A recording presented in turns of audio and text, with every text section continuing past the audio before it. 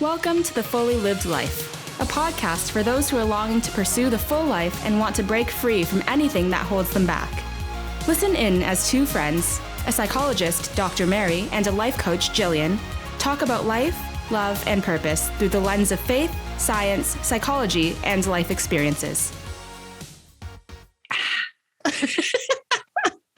Nice mug.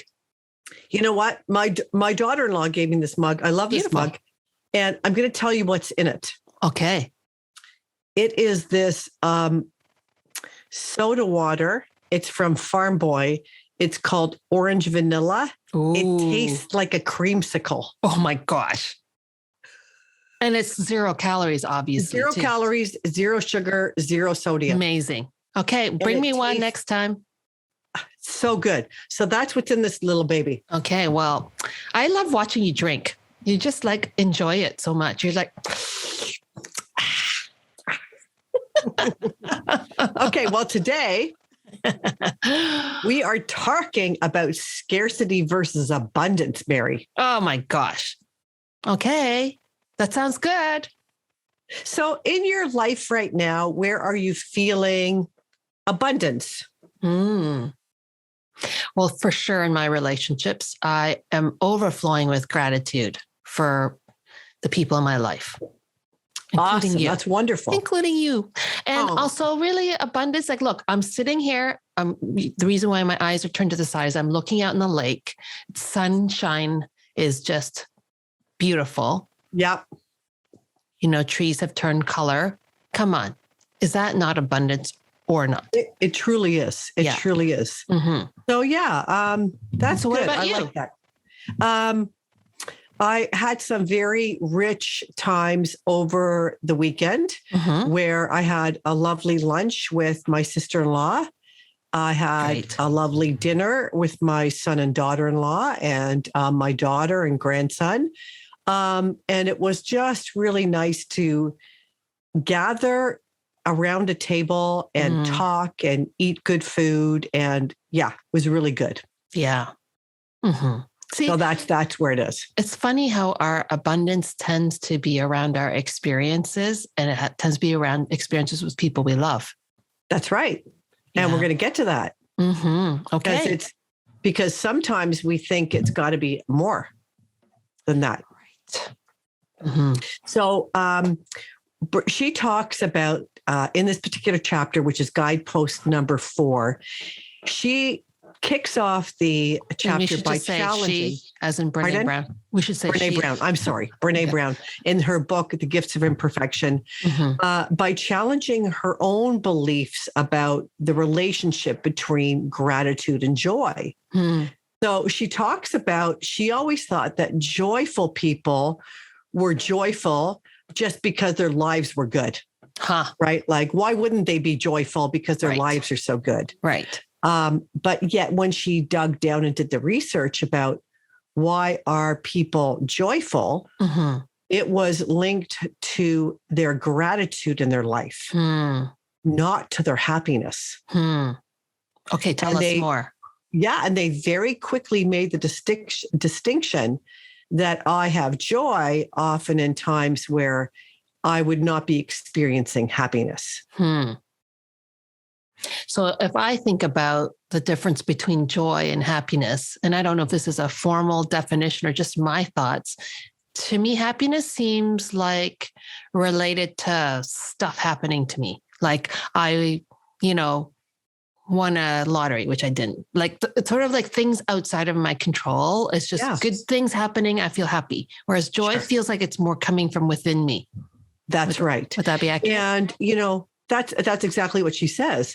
And she's saying that with all the research that she did around this area of joyfulness and gratitude, she realized it was people who were experiencing joy who had a practice of gratitude. Right. And I think that's a really great place to camp for a minute because she talks about in our relationships of being a love relationship with connectedness and belongingness, we need those things to experience love. And in order to experience joy, we actually need to experience gratitude. Okay. So that's the connection there. That is the connection, that interconnection. She reminds us that when we can love ourselves and show up as our true selves, we experiencing high degrees of belongings to our groups and our families. And when we experience deep levels of gratitude and we're practicing that in our relationships, in our families, in our own lives, that then we can actually be joyful people. So there's a connection there that allows us to be our true self, even when times are dark, even when happiness is elusive. We can still be people of joy. And I think that's a great message for us right now. Yeah, I agree. Yeah. So we choose to be grateful. That's what she says. We choose to be grateful. And one of the things, Can I ask you about that? Yeah, go ahead. You've mentioned choose to be grateful, and you've also mentioned practice of gratitude. So what does that mean? What does that look like? Okay, good question. So I want to just backtrack a little bit of that. She says we have to cultivate this attitude of gratitude. Now, what does the word cultivate make you think of? Wine. Yeah, okay. Like grapes. Yeah. And that it can take years to cultivate the soil and the plant and all of that to get it to the fullness of the deliciousness of the wine. Right. And just in our own lives, if we're cultivating something, we're tending to tend to it. We're nurturing it. Yeah. We're protecting it. We're feeding it. We're making sure it has the resources that it needs in order to grow. Right. Right. So if we want to grow this beautiful wine called joy, we're making sure that we're protecting the vines. We're making sure that the soil is good.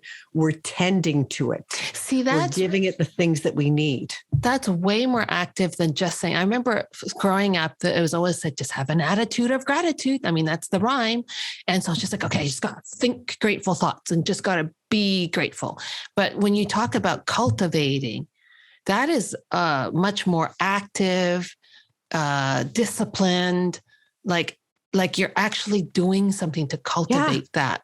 And you're intentional about it. And that makes sense to me because if I think about, how the brain is wired with patterns of thought, it does require repetition and discipline and repeated patterns so that it stays as the way our brain automatically just kind of when not thinking, that's where our brain goes. Yeah. So here we go. So I love that you camped on that little idea of cultivating, because if we want to produce this beautiful bottle of wine, we really need to, on a daily basis, take care of things. Exactly. Right. Yeah. And there are going to be times when a frost hits and we're going to have to be tending our vines and making sure we do the extra.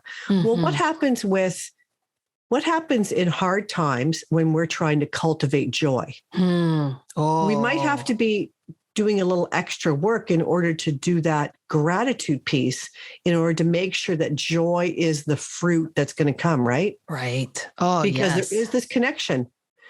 Fruit is joy. The practice is gratitude. The work is gratitude. Right. Yes. And so I like that you reminded us of this phrase, the attitude of gratitude, because when we say that, it's just so flippant, isn't it? Yeah. And just think better thoughts and then you'll be all fine. Yeah. Just say thank you and be grateful. Yeah. But cultivating gratitude is totally different. And it is the practice. So we've talked about James Clear's book, Atomic Habits. Talks about, remember, the action versus movement phase. Action is about when we're just, movement is when we're just thinking about it. When I say to you, just be grateful, just have an attitude of gratitude. I'm telling you to think about gratitude. But when I say to you, Mary, you need to cultivate gratitude. You need to water it and feed it. So tonight, before you go to bed, I want you to think of 3 specific things that you're grateful for. Right. And write them down. Right. Oh, I love that. Yeah. That's action. that takes the thinking piece and the intention piece right down to the page and makes it a practice for you. Right. So that if you can think of just getting away from that attitude of gratitude and into the habit of gratitude. Yes. A habit. Yes. That's very good. And it's a habit that we practice. Yeah. We practice. So it's active, it's habitual, it's discipline that we do. Yeah, I like that. I remember, I think we shared this in a podcast about a study they did on gratitude. And one of it was being able to pay attention to what you're grateful for and journaling it. But the second piece that was even more powerful was when they shared it with other people. And somehow by virtue, and it goes back to that need for connection, by sharing with other people what we're grateful for, it makes that experience of gratitude and joy just sit so much more in our spirit and our being. There's something about that. Well, don't you think if I say to you, Mary, I'm just so grateful for the time around the dinner table this weekend where I got to connect with my loved ones and share some great food. And I was hungry for that kind of connection. I had that. You feel better hearing me say that. It actually does something for the listener too. It does. It does. And doesn't that affirm my gratitude? Yeah. Well, I couldn't stop smiling as you were even talking about. That's the first thing I felt was joy for you. So when we share gratitude with others, there is this affirmation of it back, which I think is very helpful too. Mm-hmm. I want to read you a quote by Michelle Obama. Okay. She says, "You have to practice who you want to be." Ooh. You don't just wake up one morning and you're suddenly who you think you want to be. If you want to be an honest person, you have to practice being an honest person. If you want to be, I'm going to paraphrase, if you want to be a joy-filled person, you have to practice gratitude. Yes. And you're going to fail in the process. Don't be afraid to fail. Practice, practice, practice. Wow. So a lot of us, we get a gratitude journal from Indigo or Chapters. It's really pretty. We start the first night, we write down 3 things that we're grateful for, and then we put it on the shelf. And then we feel badly that we haven't committed to that. You know what? It was a failure that you failed to do it. Get back on the horse. Practice, practice, practice. Well, growth is not a linear process where you go from less to more in just a straight way. There's always backwards and forwards, but it's that, again, intentionality that this is something that I want to cultivate. And taking the whole analogy further with the grapevines is that, there's some years where the weather is terrible, you're going through tough times and the grapes are just not going to be doing as well. And there's other years of abundance where it's going to do better. There's also times where you have to go through some really significant pruning because it's holding the plant back. I mean, just taking that analogy alone, it's not a linear process. It's hard work, it's persistence, and it's the hope that ultimately you're going to get this beautiful fruit that emerges. And life is not a linear process either. Like it's not predictable in the least most of the time. Yes. So, doesn't it track with that? I want to ask you a question though, because this is interesting to me. Brene writes that she says that gratitude without practice may be akin to faith without works is dead. Oh. Right. So gratitude without being practical and practiced is similar to when we say we have faith, but there is no works. Right. Well, when I think about, faith only really becomes real if you actually do something. Like you have to risk, because how can I say I have faith in you if I never actually trust you or never actually do anything to show that I trust you? Right. So that's, I'm thinking about that. And so how does that relate to joy and the practice of gratitude? That if I'm not ever actively practicing gratitude, then I'm not going to have joy. Right. Yeah. So she says that those who are in the research group said that they don't feel joy and happiness necessarily together. because their happiness seems to be based on the external. Okay. But their joy seems to be constantly tethered, listen to this, to our hearts by spirit and gratitude. Our actual experiences of joy, those intense feelings of deep spiritual connection and pleasure, sees us in a very vulnerable way. Right. Ooh. Yes. I like this idea of being tethered. Like when I'm practicing the habit of gratitude, I am tethered to joy. Yeah. You don't lose joy. I don't. And I'm fostering it, even if it feels a little bit fractured because of the circumstances around me. Right. I think there's something really key about this that she's tapping into. She says, what are the spiritual practices that we can cultivate that lead to joyfulness through our actions and gratitude?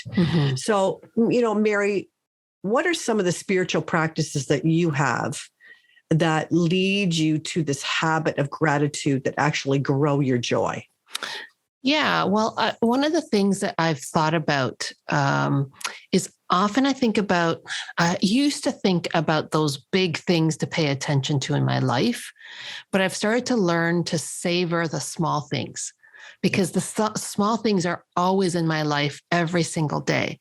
So one of the practices that I try to do is just actually be really, really present and noticing all the beauty that's around me. Or if I'm eating something I'm enjoying, to actually slow down and just taste and savor. And then for me, as a person of faith who loves Jesus, he's a big part of it. Like we, as people who follow Jesus, we talk about the fruit of the Spirit, joy being one of them. Well, he is the source of joy. So my spiritual discipline of just spending time in his presence, talking to him, sharing my heart with him, listening to him, that alone brings joy to me, because I'm then allowing his Spirit to pour into my heart, fill it to overflowing. Yeah. So, and I think for other people that may not have the Christian faith as their faith, I can think of people who really connect with nature and would feel so much joy in nature. And being grateful for nature, that would be heavily linked to joy, or art or music or literature. So I think that there are ways where we can really connect that spiritual piece of ourselves to the practice of gratitude. Yes. And I would add, though, based on what we talked about with the whole need for belonging, which I think there is just irrefutable evidence that human beings are created to have that connection and belonging, is where can you find joy in those? And it may not be like if you're single and you long to be married, or you're childless and you long to have kids. I mean,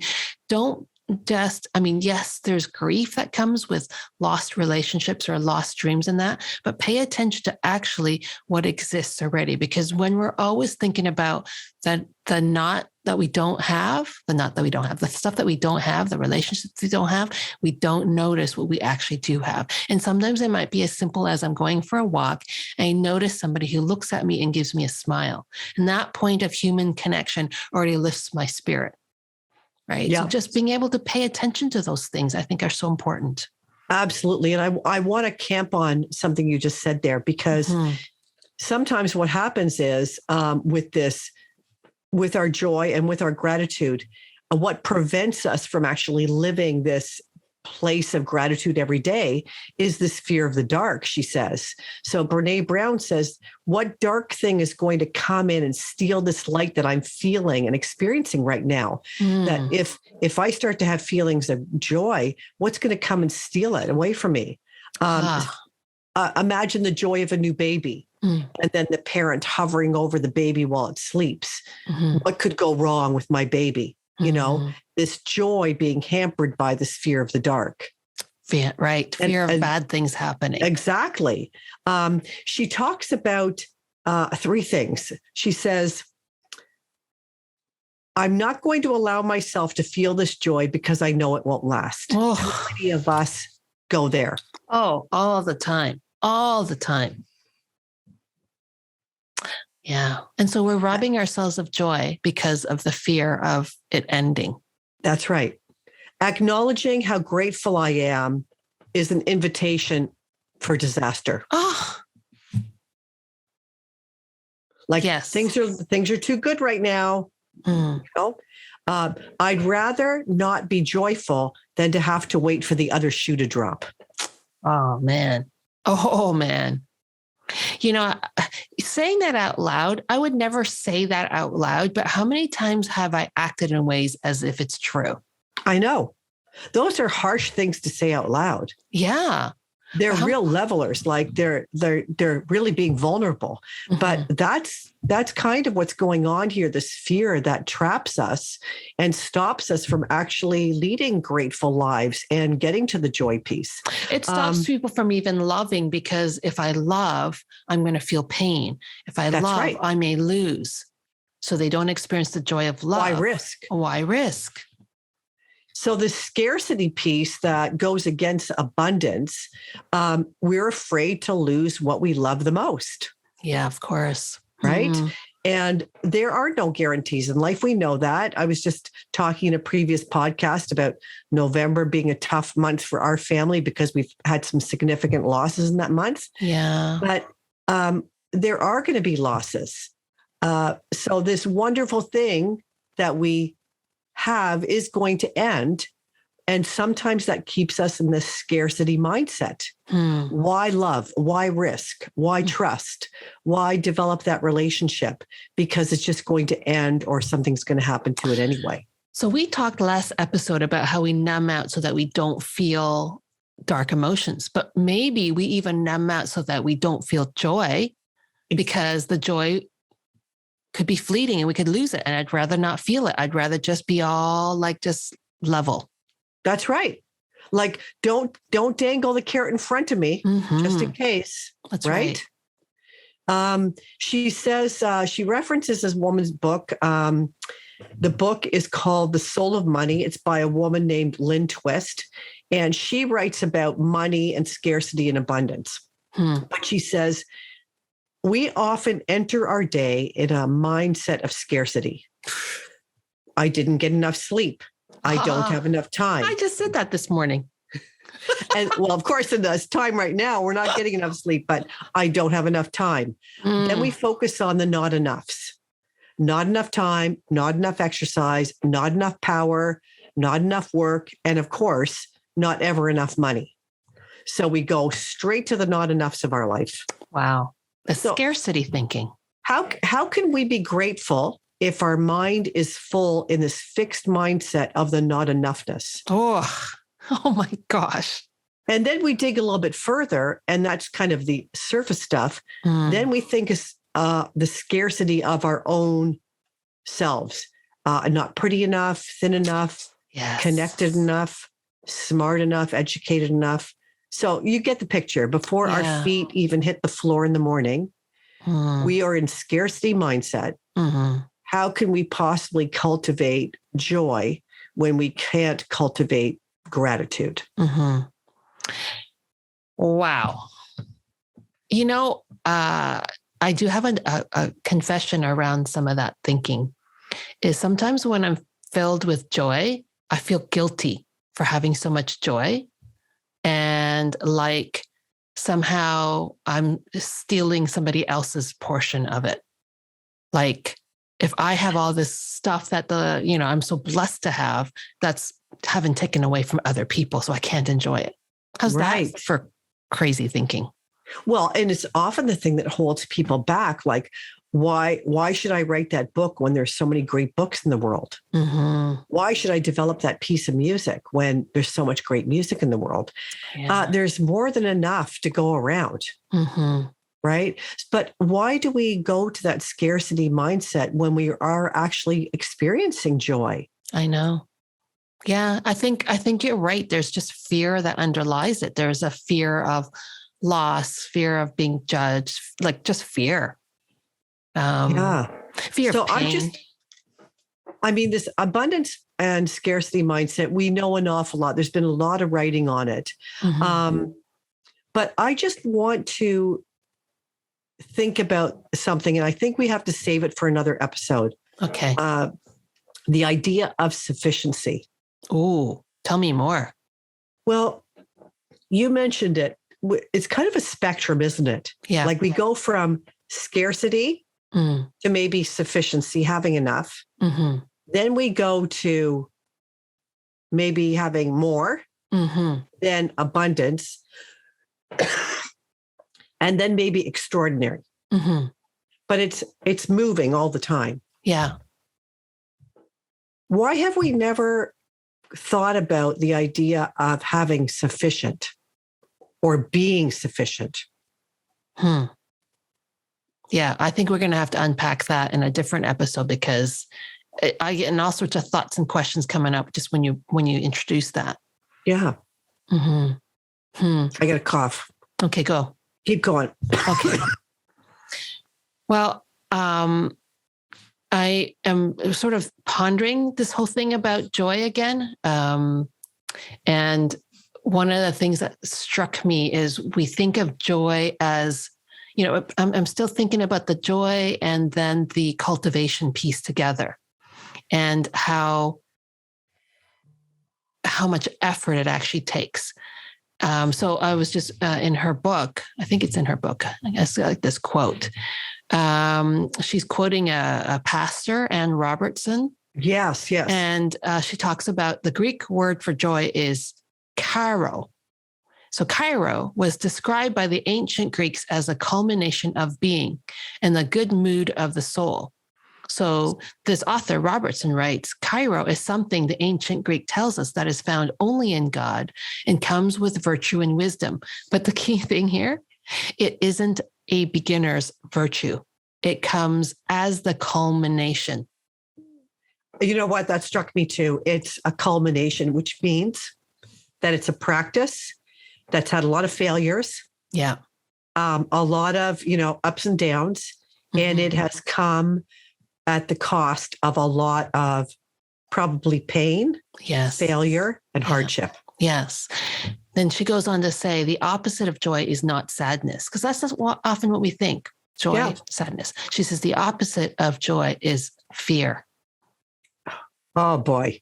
So that ties right into what Brene Brown's talking about how much fear prevents us from experiencing the fullness of life. And so the good news is, when we think about the scripture where Jesus says, I have come so that they may have life to the full, and this John full 10, life 10, that he promises us, he's already given us. And yet, because of our own fear, our own holding back, our own scarcity thinking, we actually are preventing ourselves from experiencing that fullness. Exactly. So the good news being that we can do something about it. We're not having to wait for Jesus to fulfill his promise. We're not having to wait for that. We can actually already start pursuing that ourselves. Absolutely. And I love that Brene says, she reminds us of her own aha moment. Yeah.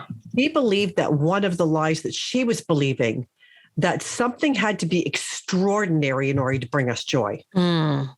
Like public contribution in terms of recognitions or platforms, which metrics of fame and fortune and influence, followers, etc., did she have to reach in order to experience joy that would be equal to meaningfulness?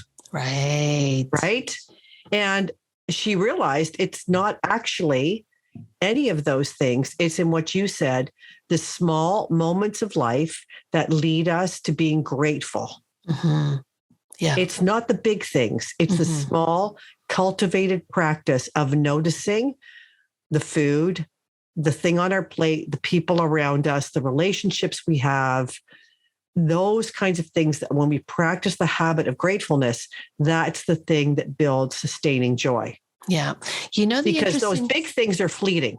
Right. And the interesting thing is when I actually pay attention to what my soul needs, I do want to not get so caught up in the big. I actually want to linger in the small and in the quiet and in those moments that I can't even put words to because I just feel it.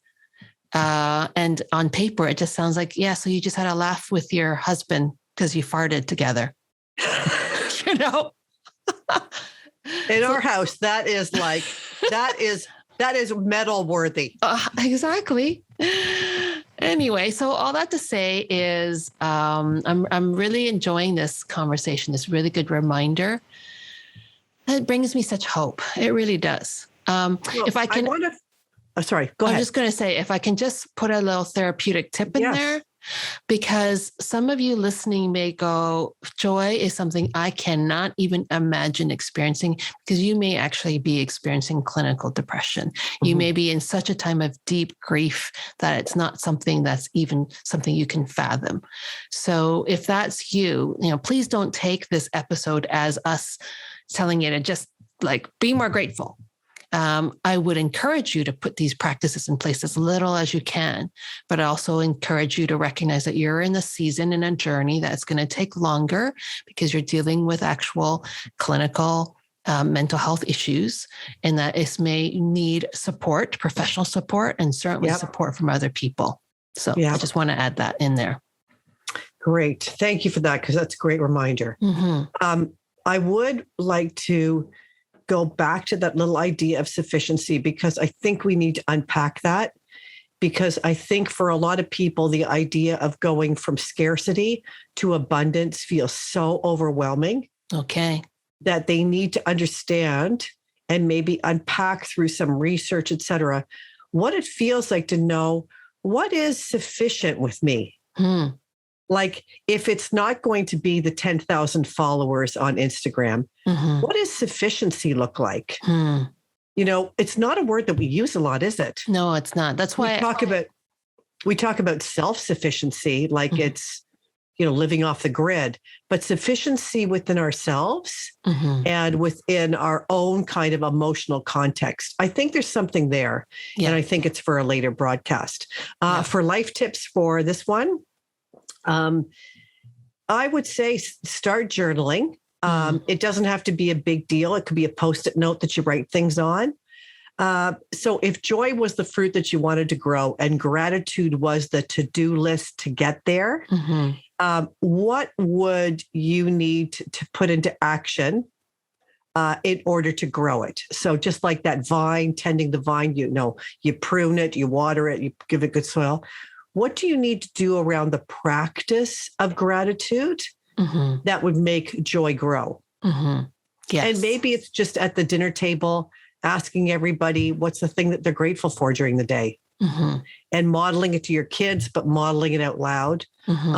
Maybe it's just a breath prayer at night when you're going to sleep, a couple of things that you're grateful for. And when you notice something you're feeling grateful for, to speak it out loud. Yes. Just to say, I'm really grateful for this. Yes. And I would also add, because you really, when you said it, I felt so convicted. The not enough statements that I make. Oh, I didn't get enough sleep. Oh, I didn't exercise enough. Oh, I didn't enough. Like, just catch yourself when you say those statements and just stop it. Yeah. And just say instead, what's the opposite? Well, I did get 4 hours of sleep last night, so that's good. That's right. And instead of the not enoughness, scarcity, I did get sufficient sleep last night. Right. Yes. Good one. I may not have got what I wanted, but I got sufficient sleep last night. So well, we'll come back to that conversation another time, because I think it's definitely worth one. Yes. Oh, awesome. Thank you so much for that, Gillian. This is a really You're great welcome. conversation. Thank you, Brene. Yes. All right. Thanks for tuning in, everyone. Take care. Talk to you soon. Thanks for listening to the Fully Lived Life podcast. We hope you found it encouraging and helpful. Be sure to follow or subscribe so that you never miss a new episode. And if you enjoyed our show, please help spread the word by sharing with your friends and family and posting on your social media. Thanks for listening, and tune in to our next episode.